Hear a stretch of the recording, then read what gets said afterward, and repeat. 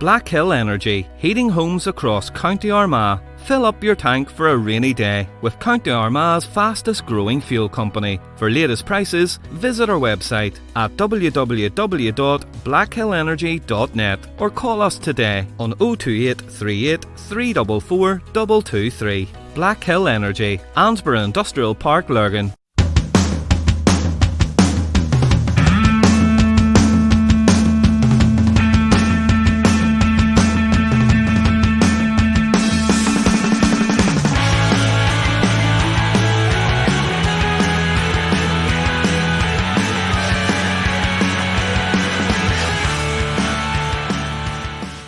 Welcome once again to Armagh Eye's sports podcast, The Eye and Ball. This is your host, Elaine Ingram.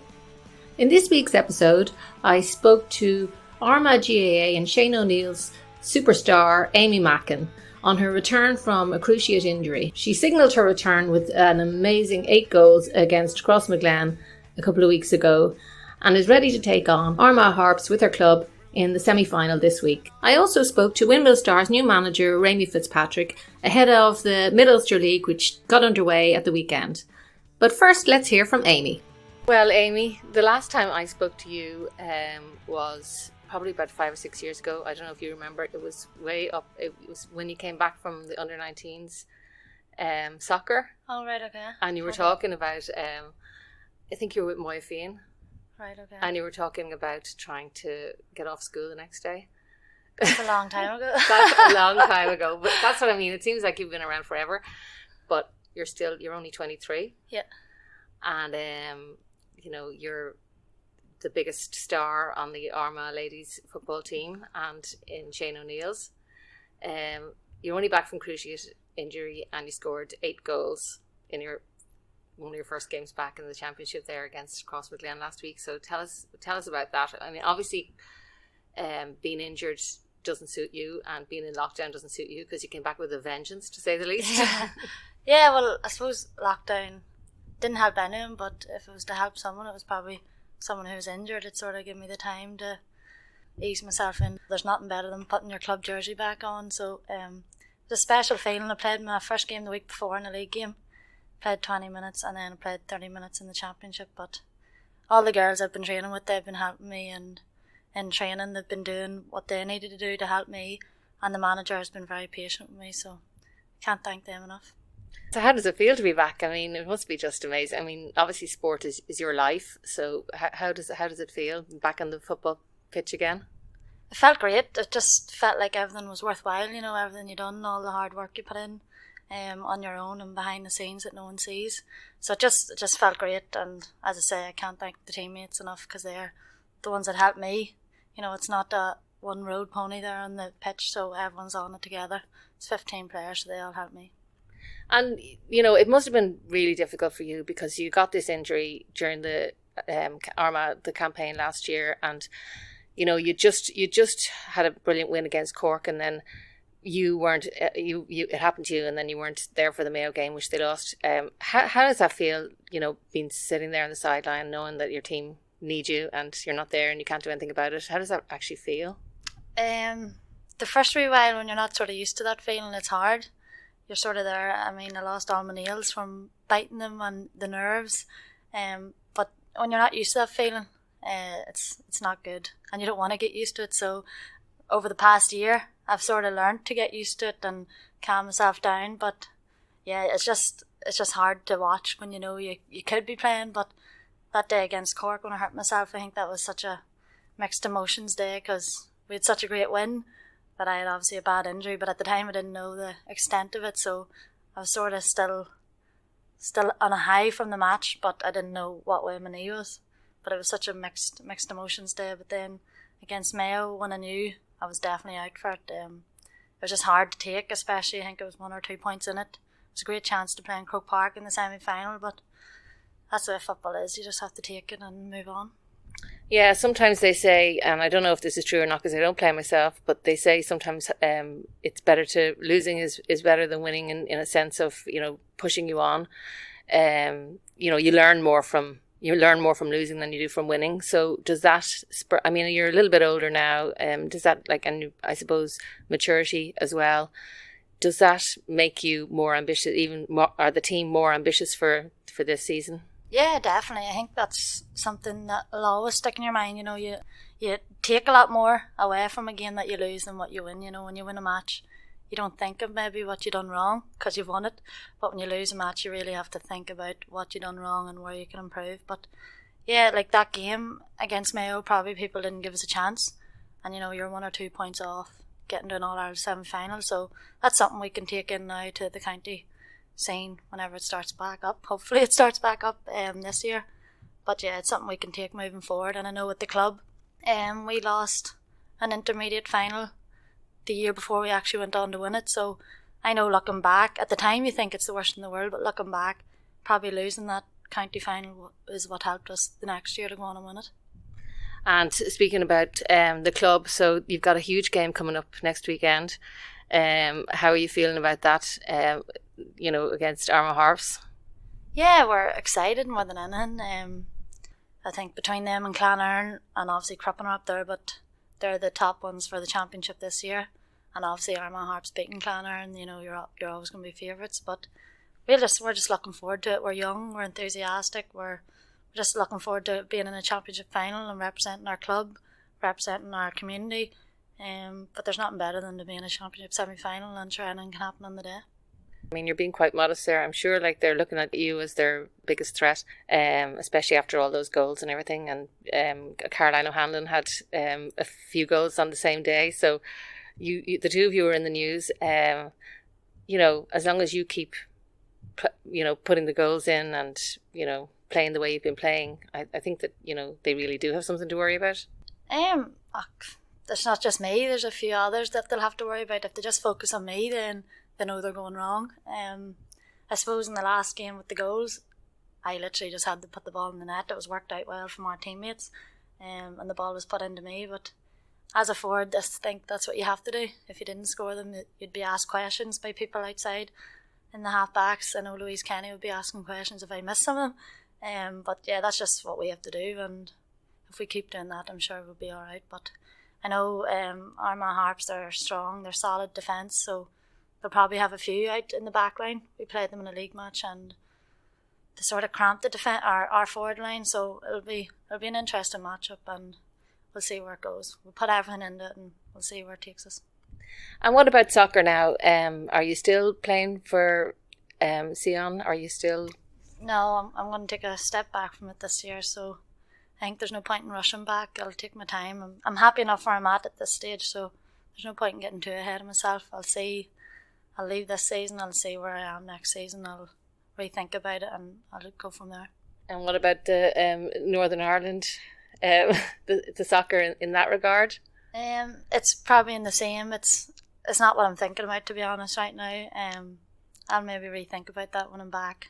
I have more in my belt, under my belt, sorry. I'm a bit early now to be saying I'll be doing this, that, I'll have to take my time and just think about everything and all the options. But I'd love to be back playing soccer, and if it was another situation where I could play both, then I probably would be still doing it, But I think now I have to sit back and think I don't want to be out for another year from an injury, so I'll take my time. Yeah, I mean, you're obviously your family are huge sporting people. Where does that come from? I mean, what's a typical weekend in the Mackin family like, in terms of sport? Yeah. Well, there last night we went to a junior championship match in the athletic grounds. Tomorrow we'll be going to the athletic grounds just to watch any match. So our boys are out of the championship with the club, so any game that's on, we sort of go to it, and we're always looking up fixtures, but it's the only thing that's on the TV, and it's the only thing we talk about, and it's the only thing we go to, basically. So yeah, it stems from my granny and my granda. They're all into it. They'll be down tonight as well. My dad, he's big into it. My mum has got into it from my dad. But she doesn't have a choice, or no, she doesn't. She's actually from Louth, but we've converted her. She supports Armagh now completely. But yeah, I'm from Dublin and I feel like an honorary Armagh woman at this stage too. We'll take us all. Yeah, but it's literally the only thing that happens in our house. And over lockdown, that's what we were saying, when there's nothing in the newspaper, there's no matches to talk about, so you just wondered what people done without sport, but it's just what keeps us going, and it's exciting. And what did you do with that sport? I mean, yeah, for everybody else it was tough, but it must have been awful in your house, you know. Yeah, well, it was sort of weird, because in our house there's not much going on. You sort of bypass each other. But it was nice to actually have the time and sit down and have meals together. That's what we were saying. It was the little things that you forget about, that we would have just bypassed each other in the house. How many of you are there in the house right now? In our house living? Yeah. There's 6. There was 7 at the start of lockdown. 1 moved out in the middle of lockdown. But yeah, no, so there's 6 of us. But we're all involved in the club teams, and my 2 brothers on the county scene as well. So with the men, so it's just every night, and you don't know who's going to be in the house, or you don't know where everyone's going to be. So it's just mental. And what about yourself and Blahin? She's doing really well in her own right. And is there any sibling rivalry there, or is it nice having her on the team with you? Is it nice that you work well together, and you know, can you kind of read each other's minds and stuff like that? You often wonder that with siblings. Yeah, there actually is a wee bit of that. It's not actually reading your mind, but there's a wee bit of, you're playing that long with each other. You know where she wants the ball. She'll know I'll not want the ball the first time, maybe the second time. So it sort of is. You sort of just know when you look at her.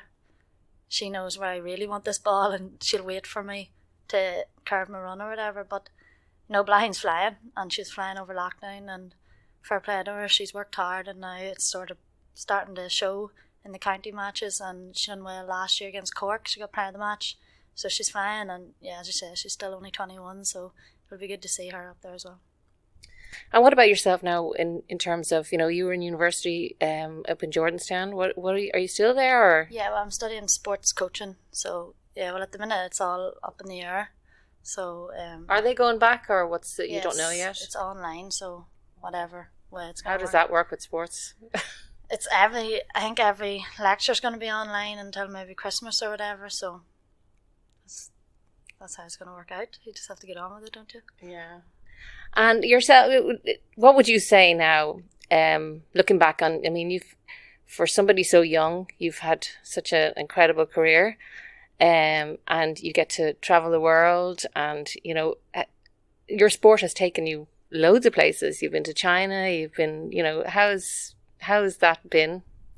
I suppose when you're now, you don't really think too much about it. I think you realise what you get out of playing sport. Probably when I'm older, I'll appreciate a bit more, but yeah, as you say, all the experiences that you take with you, it's class, and that's why you play, and that's why you want to train every night, and that's the things you get back from playing sport. You know, you put so much into it, and get the wee perks that you get, like the trip to China and the All-Star trips and all that, and meeting so many people.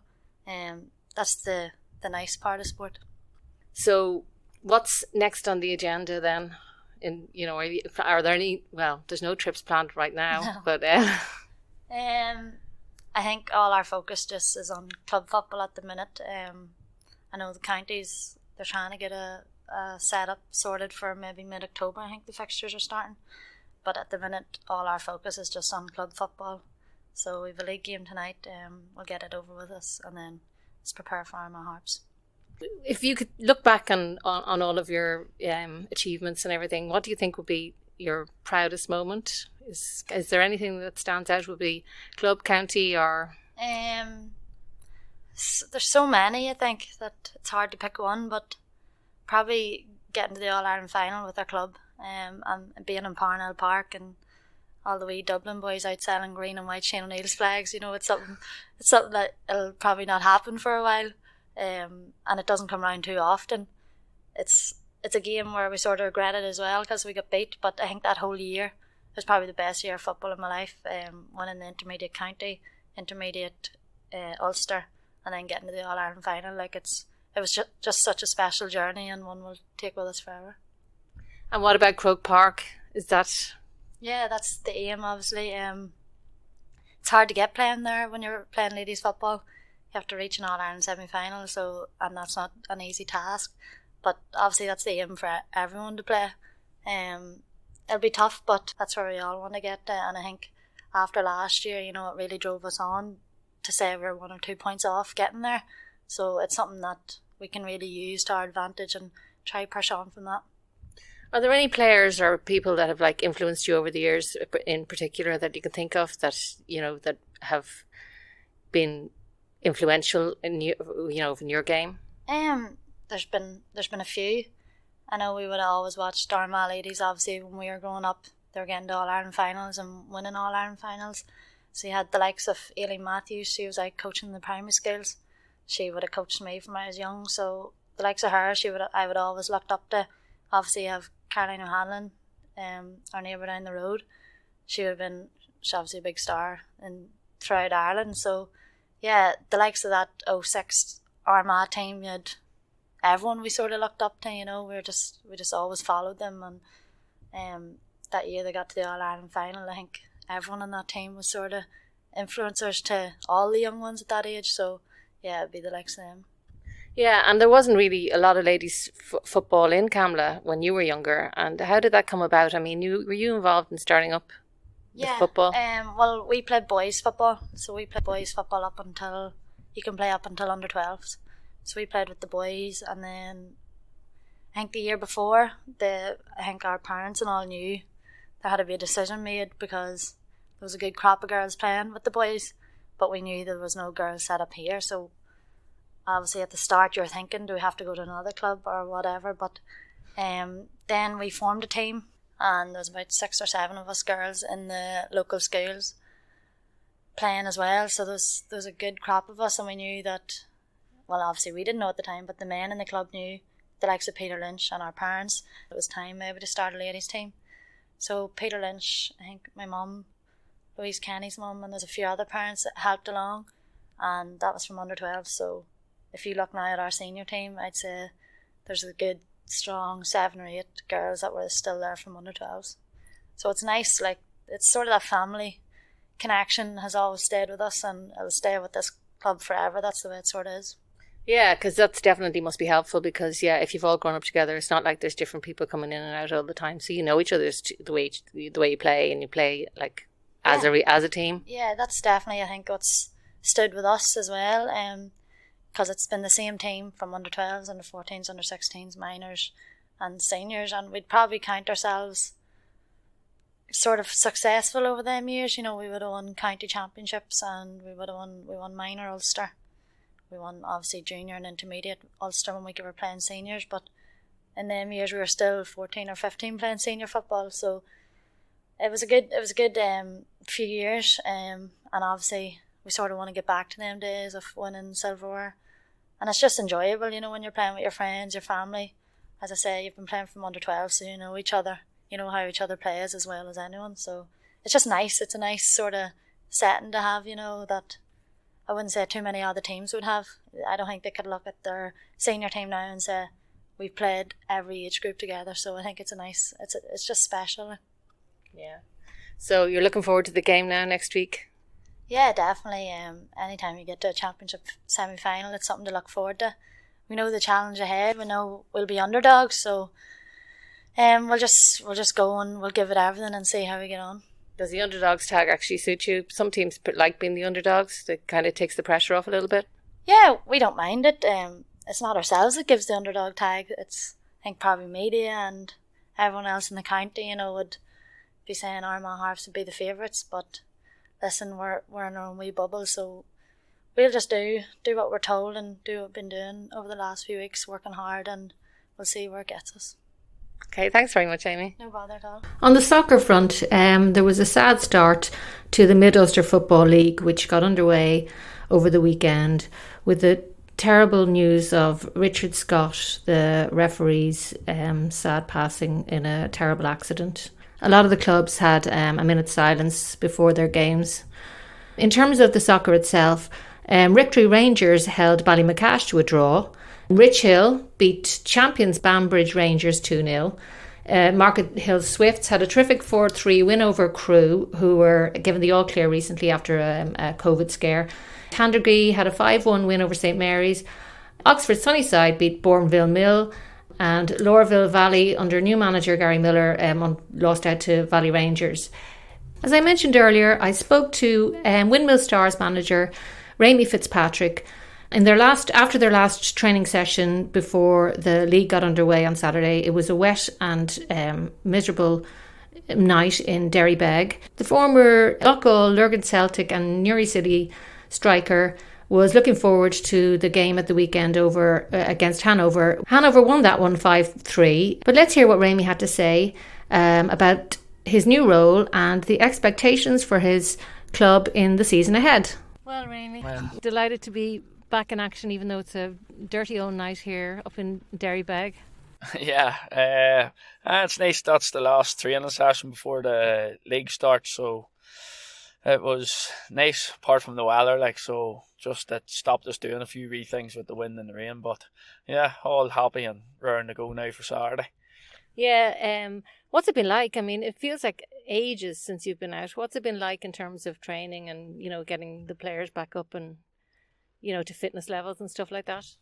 It's been quite difficult on my part because it's my first time taking a manager's job, and sort of with the lockdown and not knowing when start dates and all were happening, ringing people and trying to get new signings in. One of the first questions they would be asking, is there a start date yet? So you would be saying no, nothing yet, and they'd be coming back with an answer of, so give me a ring in a month for 6 weeks time when you have a start date. And then it probably ended up on me maybe losing out and getting 2 or 3 players in who I was looking at, but it's been hard that way. But the boys have all been trained away there. Marty Jennings, the coach, he's been sort of, when you were allowed to do things in groups of 5 and 6, the boys, now to be fair to them, a lot of them bought into it and they've been trained away on their own wee groups of 5 and 6. And when we get back to fully pre-season, to be fair, they were all flying fit already, so they were. But yeah, it's been difficult, but we'll get through it.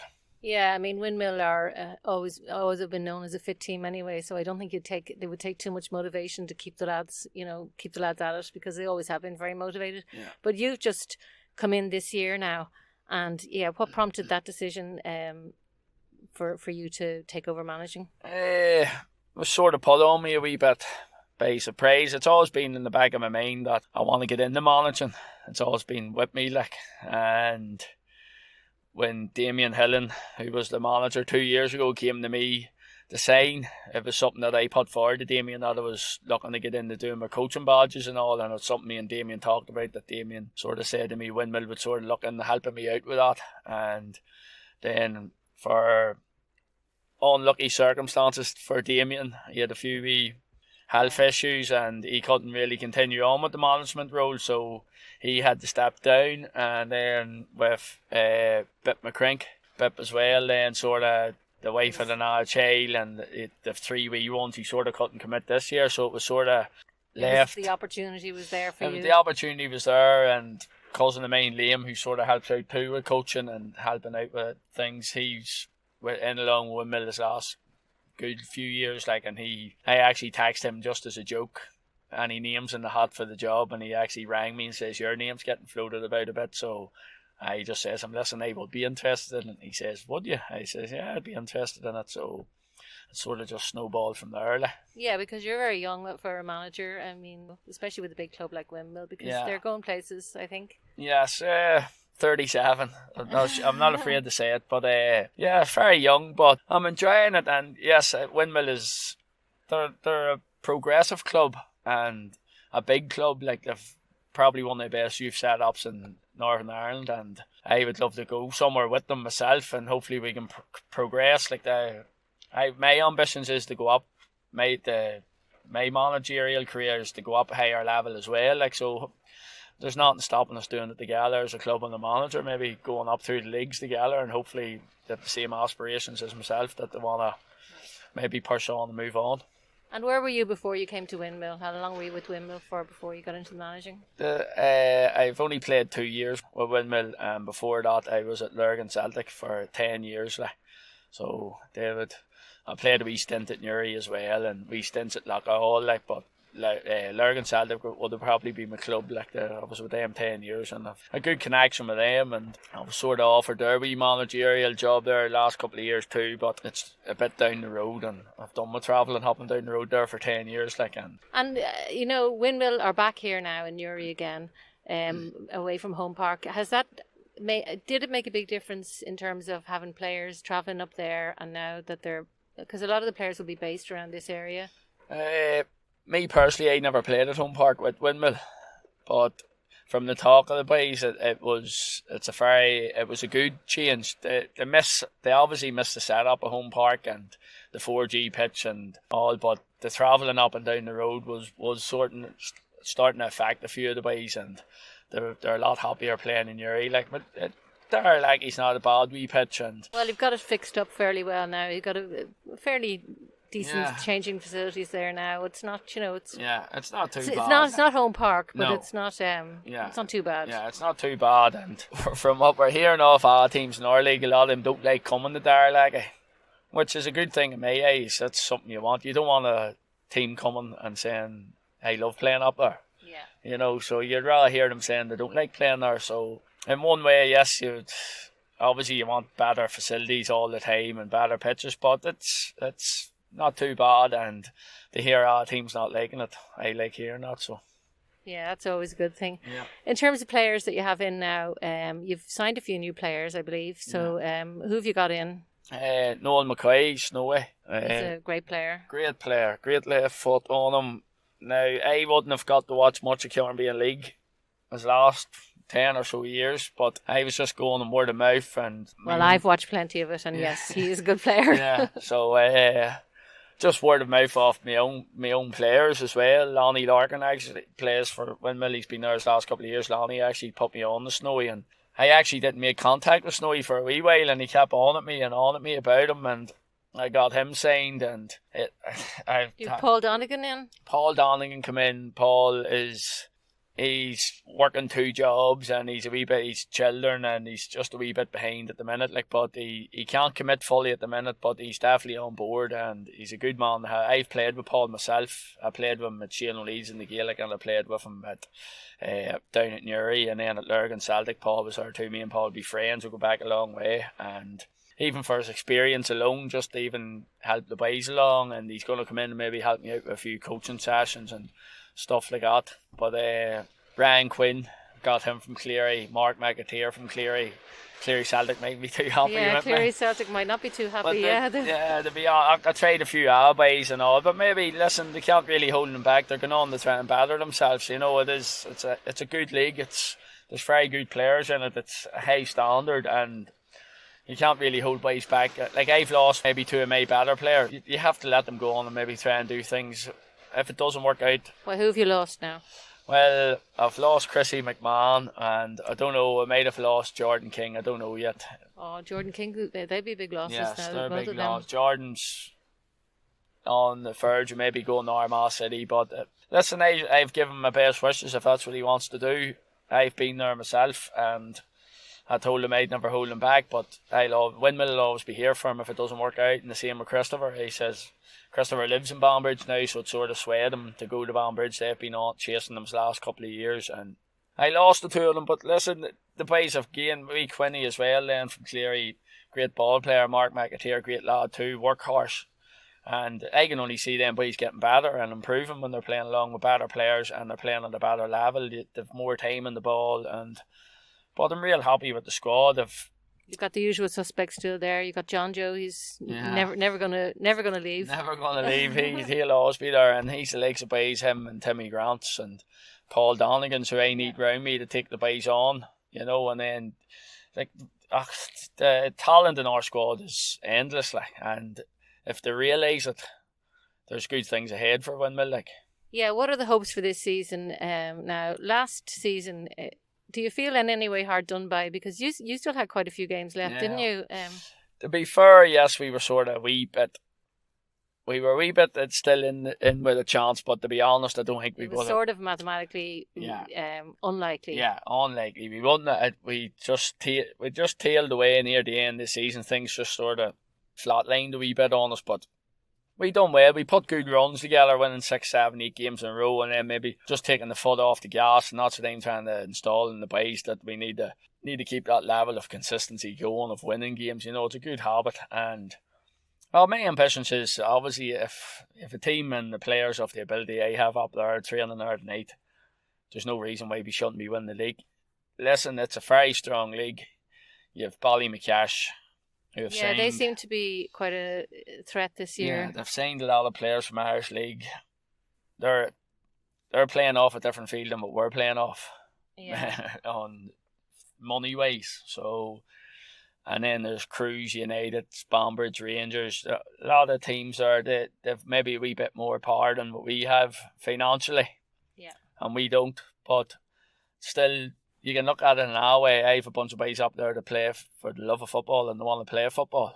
They're not there to play for money. So that's the way I look at it. And they've all the talent in the world. Like, and if we, on our day, we'll be hard to beat. Like, I can promise you that. Like, if the boys turn up every week and buy into the training and what we're trying to do, we'll be hard to beat. Like. Yeah, and you have such a the Windmill, always pride themselves on their youth system. You really have you bring a lot of players through. So are there any youngsters that are coming up through now that you can see that will be coming, in the next couple of years? I actually played a wee 14-year-old there, Callum Bradley. He'd be a cousin's son of mine there. I actually put him on against Newcastle there last Saturday. Was that in a friendly? Friendly, and he actually done really well. He came on last 20 minutes and beat a few of their players and near scored one or two. I think he near scored. But he'd just be saying somebody for the future, definitely. He's definitely someone for the future. If not with Windmill, he'll definitely go on to play at a higher level if he keeps his head at it and keeps it straight. But he just be saying this, if I wasn't 16, I could play for Raymie's team. But then I have his older brother, Dean Bradley. Dean's only 17, and he's been coming on really well. Rory McCavitt, Niall Fagan, Ryan Fern. All four young lads. Yeah, I've seen some of those lads playing, and yes, they've got that little bit of speed, which gives a nice edge to the team as well. Yeah, but I'm just trying to make them buy in that, listen, they're good enough now to play at this level and to play their main now. It's time that they grew up. Come to training with your chest pumped out, ready to take on the men, the Johns Maguires, the Timmy Grants, the Molly Bagnalls, boys that want to tackle. What I've seen the last 2 years I've been at Windmill, they're sort of coming in and they're getting into their shells too much at training, so I'm trying to make them. You would have thought it'd be the other way around and they'd be brimming with confidence because they're so young. But I suppose they're seeing these boys that were the guys that were their heroes. Yeah. So they're maybe a bit intimidated at first. Yes, that's why I tried nice wee chats with them all this year and told them that's what I want out of them. And are you any way concerned? The developments in the last few days with the GAA maybe having to shut up shop again with outbreaks of COVID. Are you afraid that the season's starting up again and it might have to come to a halt, or is it just? It is what it is, or is it just? Well, I'm back with the boys 8 weeks or 7 or 8 weeks doing pre-season, and then the boys, as I said, in the groups 5 and 6 before that, they were at it 4, 5, 6 weeks. So it would be very disappointing if it was to be called off again or a shutdown came again. But in the same hand, I think maybe we're just going to have to learn to live with it by the looks of it. But safety first, obviously, but hopefully not. I'd be disappointed, but because it's hard for me. I can't wait to get going for my first game. Yeah, I'd say different sports, and I'd say it's very frustrating. It's very easy to fall into lazy mentality, sitting on the couch. In my opinion, that's a very easy thing to fall into, is laziness and getting a bag of crisps. Definitely something that getting a bag of crisps. Something watching the snooker instead. A cup of tea and a packet of digestive biscuits later, and they're gone. So it's a very easy thing to fall into, and because it takes an awful long time to get fit. But I don't understand the way fitness works, because it takes a long time to get fit, and then you can be unfit in about 2 weeks. So I don't know how that works. It's not really fair. But well, that's it's helping me. It's actually I've been training the way there with the boys this last couple of months too, and twigged my hamstring 2 weeks ago playing the Gaelic. And I haven't done a thing in 2 weeks, and now I'm starting to feel like I'm unfit. It's mad, but you wouldn't feel fit after 2 weeks of training, Yeah. So it's swings and roundabouts, but yes, I can see where from our sports where it can be frustrating and all, especially team sports. It's been very tough on them, and not knowing what was happening here and there, and then the likes of teams having to go back, the likes of what Bestbrook played there in the semi-final of the Junior Cup. Yeah. I don't know if that was fair not playing it, because teams didn't know if they were coming or going. In my opinion, it should have been given a couple of games to get match fit again. Match fit or you know what I mean? But obviously they wanted it played. But what do you think about Bestbrook coming up, moving into Mid-Ulster? Yeah, I think it's a great move. I think it's nothing but positive. Like it's, Yeah, they're another ambitious team. Yeah. yeah, well, I played for them years ago before I went to Newry, and to be my hand on my heart, they missed their opportunity years ago. Bestbrook could have been the Windmill. They had the teams there, they had the players there to push on and do it, and for reasons known to myself, it never happened, it never materialised. But my honest opinion, I think Mid-Ulster football is the way to go. Like, and it's not but positive. You'll draw better players, you play in better pitches, you have better referees, it's more organised. So I think it's not but positive. Like. Yeah, because definitely Newry is just crying, and we all know Newry's crying out for pitches and crying out for everything. And the Carnbane League seems to be, you know, it's tough. It's tough for them. It's tough not having any pitches around here, you know. And it's sad to see it. It seems to be down, the Carnbane League, in my opinion. Like, they're losing a team or two every year. You can see maybe you don't want to see it ever happening, like, but if things keep going the way it's going, you could end up with no Carnbane League, which would be a total sin for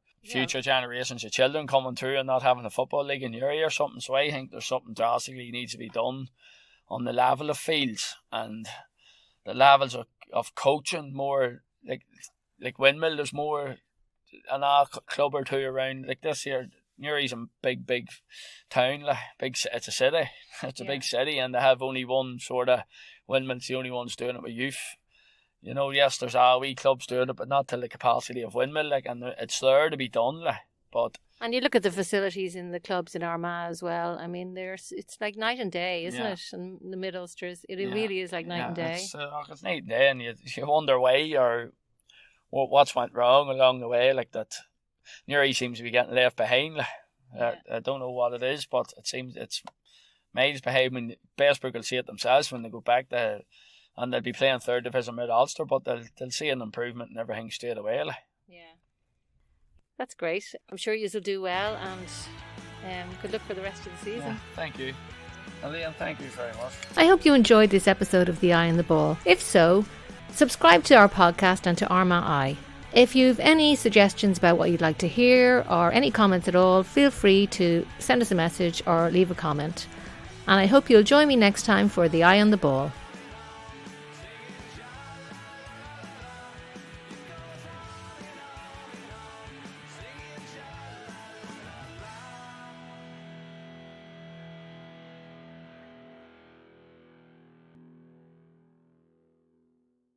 Black Hill Energy, heating homes across County Armagh. Fill up your tank for a rainy day with County Armagh's fastest growing fuel company. For latest prices, visit our website at www.blackhillenergy.net or call us today on 028 38 344 223. Black Hill Energy, Ansborough Industrial Park, Lurgan.